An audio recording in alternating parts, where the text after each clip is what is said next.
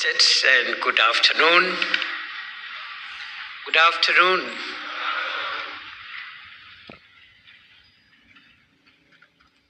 I appreciate all the dignitaries and distinguished colleagues who have come to join us here today. And we gather here today on the back of recent events in the last 2 weeks in this country, which now more than ever validate the strategic focus of this government in pursuing job creation and income opportunities for our young people. While many challenges face young people today, undoubtedly the most acute challenge young people face in Kenya and in many parts of the world is the inability to access employment, jobs, and income opportunities. Among the number of unemployed people we have, over 60% are youth, many having no vocational or professional skills training. And this is what drives young people. It has our immediate attention. The International Labour Organization World Employment and Social Trends Report of 2025 highlights that youth unemployment continues to be significantly higher than the adult unemployment rate. In some countries, youth unemployment is 3 or even 4 times higher than adult unemployment. The ramifications of this trend are far-reaching, affecting financial stability, mental well-being, and societal cohesion, and that has serious ramifications on the development of our society. I therefore congratulate Huawei Technologies for today's event. I express my gratitude and the gratitude of the government of Kenya for the prioritization of this theme and the hosting of a consultation on the question of job creation in the manner in which we are here today. Ladies and gentlemen, the cornerstone of the Huawei Leap Job Fair has been a dialogue on meaningful employment creation. The fair is part of an ongoing effort between the government of Kenya and the People's Republic of China to support Kenyan youth in securing the requisite skills and career guidance, particularly in the digital and creative economy. It is significant that today's Leap Job Fair is being held at the University of Nairobi, which represents our esteemed academic institutions. I am happy to be associated with this great institution where I worked for a decade. I have very fond memories of my time here in the Faculty of Law, today the School of Law of the University of Nairobi, where I was able to spend a very, very fulfilling decade of nurturing and teaching young lawyers who today have gone now to become very successful in their own right. This fair has brought together over 75 Chinese companies to engage with young job seekers, employers, industry experts, and the public sector in a mentorship, networking, and exposure situation. I am proud This government remains committed to job creation. We are not just creating jobs, we are crafting pathways to dignity, self-reliance and prosperity for every Kenyan in a meaningful and sustainable way. Here in Kenya, we have approached the job creation agenda of our country by creating as many jobs as we can in the economy, whether physical and the traditional classical jobs, whether in the emerging sectors like digital jobs, which are a departure from the classical jobs that we've always had, but also we are encouraging labor mobility for our young people who find jobs anywhere in a more connected and integrated world today. This approach ensures that as an administration, we create jobs locally, even as we actively engage in creating jobs online and also create an overseas workforce through the labor mobility strategy. In order to meet this aspiration, we have recognized the need of structuring our training to meet our various local demands, even as we prepare for the international market. Our education system is now undergoing reform through the competence-based education and training. And we are working hard to keep up with the trends in the industry. As the government of Kenya, with Huawei Technologies and other Chinese companies, involves training, infrastructure, expertise, and support for local companies, and so on. And to this end, we have developed very strong outreach efforts through the embassies overseas and strong collaboration mechanisms with China and other countries friendly to Kenya. I am delighted that this job fair has such strong support from the Embassy of China and dozens of Chinese companies. We are also laying emphasis on recognition of prior learning under the new policy, the RPL program. Under this program, highly qualified Kenyans who have no formal certificates will be assessed and recognized and issued with certificates by government accredited institutions to arm them in their search for jobs. The government has also focused on vocational and technical education as a core strategic agenda. Through this approach, we are ensuring that our youth are not just employable, but thrive in an increasingly competitive global market. The success stories achieved so far in this space are living proof of what is possible when talent meets opportunity.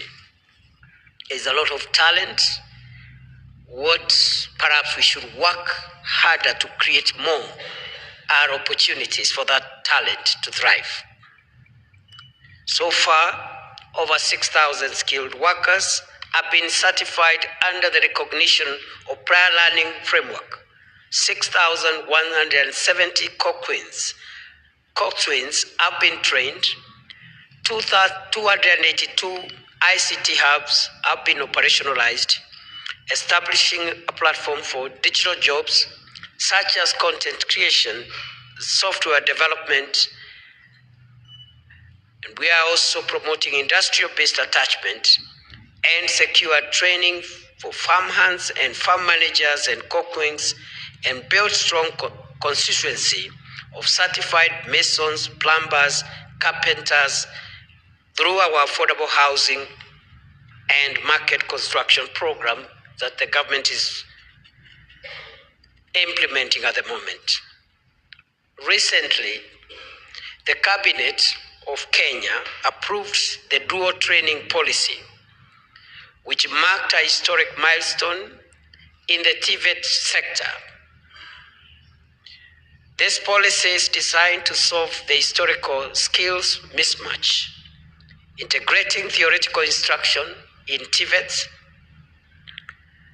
and even going forward in the universities with practical hands-on training in industries.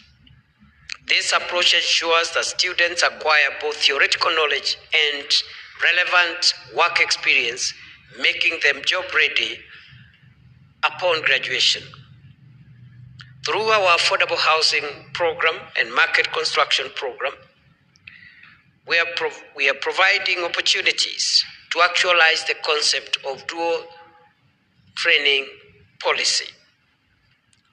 And therefore, going forward, there's no reason why a student in TVET or university pursuing structural engineering, civil engineering related courses, electrical engineering related courses, there's no reason why such a student should graduate without first having a work experience, practical work experience as part of that training before they graduate. That will ensure they are ready for the job market on graduation day and fit for purpose. And therefore, we want to expand these partnerships into other areas so that the government, through the programs we are running in infrastructure, in ICT hubs, and the other programs we are running, including the construction of county aggregation and industrial parks, becomes a hub of public sector preparing students and making them ready for market before graduation, even as we partner with private entities like Huawei and other entities. I see the China Roads and Bridges Corporation here and other Chinese companies who have been very supportive to the young people of Kenya by providing them jobs and income opportunities. As well as investing in our universities and TVETs, we have set up also the Open University of Kenya to make quality education opportunities available to anyone with an internet connection. The quality of Kenyan talent is one of the key reasons why Kenya is seen as a gateway to Africa, a regional hub, and a leader in industries like fintech. I believe it is also the reason why there are so many companies from China who are active in Kenya and who are creating so many jobs here, for which I want to thank the Kenya-China Economic and Trade Association and their members. I have no doubt, as President William Ruto has stated before, that we shall stand vindicated by our job creation and income opportunity interventions going forward. And therefore, ladies and gentlemen, and perhaps to our private sector partners, we urge you to intensify your engagement in job creation, especially in emerging sectors like technology, agribusiness, and the creative economy, like Huawei has done. Together, let us build an ecosystem that nurtures dreams and deliver results. Following President Ruto's visit to China recently, Kenya and China have further strengthened ties, and we are attracting more investments into Kenya. This will create more jobs, support more local businesses, and further position Kenya for future growth. Today's job fair, with over 1,500 jobs available, is evidence of the success of the government's strategy and support for international investment. I urge other development partners to borrow from this approach and design tangible, sustainable approaches to our job creation and income opportunity objectives. Again, Huawei has led the way, and we encourage as many more companies from as many countries as possible to borrow a leaf from what Huawei has done. Allow me, ladies and gentlemen, now that every speaker here has been very brief, I don't want to be the odd one out and speak forever. Otherwise, I will spoil the occasion. But allow me, just in 1 minute, to share what I believe is the future in this space of job creation and empowerment of young people to realize their present and future dreams. I see going forward 3 variables that will inform the progress of the world into the next century. These 3 variables are: number 1, technology. The next century is going to be driven by technology. What this means, therefore, is that if we have to empower young people to realize their present and future dreams, technology must be at the heart of finding solutions to job creation and creation of opportunities. And therefore, IT companies like Huawei,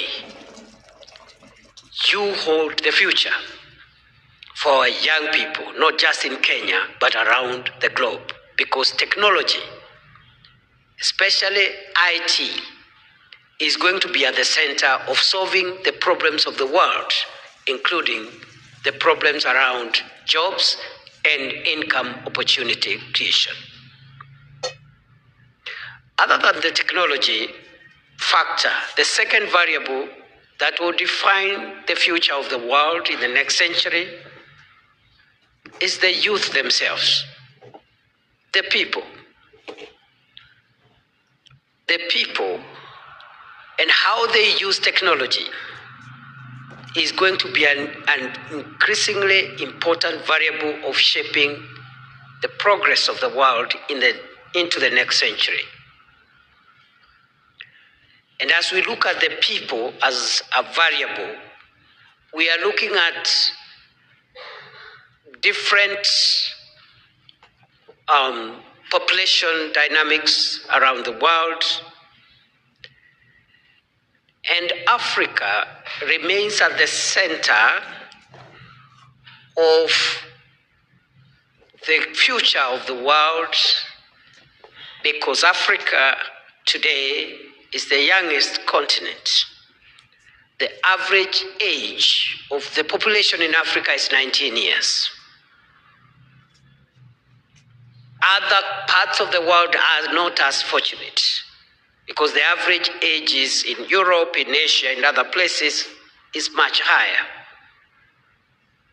And since the people are going to be an important variable in defining this future success of the world in the next century, and not just the people, but young people, especially young people, then Africa then lies in the square of influencing the future of the world. The last variable is partnerships. Partnerships are going to become increasingly important going forward. We are coming from a history of a dichotomy between the public and private sector. Something is either public or private sector. There are things that the public sector must concentrate on. There are things that the private sector should concentrate on. That division is increasingly getting blurred for various reasons. And I dare say that this blurring of the public-private sector divide is irreversible. It's not going to change anytime soon. And governments, including the government of Kenya, have come to accept the reality that going forward, as we solve our national problems, we are not adequate as public sector to give all the solutions that the country needs. We need the private sector. We have tested and received positive feedback that the closer ties between the public sector and the private sector can drive Kenya's progress faster. And we can reach to our desired destination earlier, faster, and with less difficulties if we leverage on working with private sector in partnerships. Some of in this city already, one of the fairly good projects that have improved the face of the city is the expressway just outside here. It would not have been possible if there was no public-private partnerships, because it is private resources used to provide a public good, which ordinarily in the classical sense should have been the work of government, to look for money to build an expressway.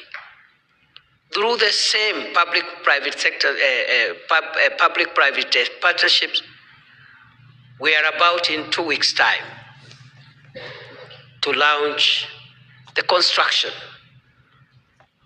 of a dual carriageway to the western part of Kenya, which could not again have been possible if we kept our traditional divisions between public and private sector. And we are thinking ahead and trying to see what else is it that we can do to improve that public-private sector partnership to provide jobs like we are doing here today to as many young people as possible, to provide solutions for energy, to provide solutions for public infrastructure like roads, water also. The future of sustainable water infrastructure and water amenities being available, we have to bring in the private sector. So the broad cooperation is beyond ICT and IT. It cuts across. And there are as many sectors as possible. And we are therefore reflecting on how do we as public sector enable private sector to help us converge our interests and speed up the development of Kenya and the development of the world. And therefore, going forward, we will be engaging in this space. And I think the same way governments raise bonds,